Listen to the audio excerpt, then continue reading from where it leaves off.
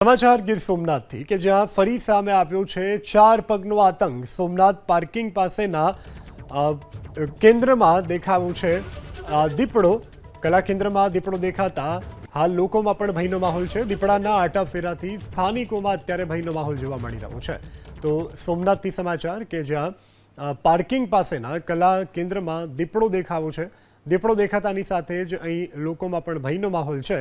તો સોમનાથની આ જે કલા કેન્દ્ર કે જ્યાં આગળ દીપડો દેખાયો છે દ્રશ્યોમાં પણ જોઈ શકાય છે। અહીં આવતા જે પ્રવાસીઓ છે સ્થાનિકો છે તેમાં ફફડાટ જોવા મળી રહ્યો છે।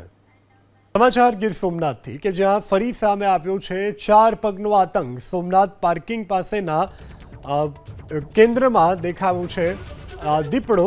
કલા કેન્દ્રમાં દીપડો દેખાતા હાલ લોકોમાં પણ ભયનો માહોલ છે। દીપડાના આટાફેરાથી સ્થાનિકોમાં અત્યારે ભયનો માહોલ જોવા મળી રહ્યો છે।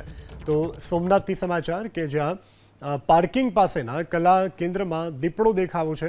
દીપડો દેખાતાની સાથે જ અહીં લોકોમાં પણ ભયનો માહોલ છે। તો સોમનાથની આ જે કલા કેન્દ્ર કે જ્યાં આગળ દીપડો દેખાયો છે દ્રશ્યોમાં પણ જોઈ શકાય છે।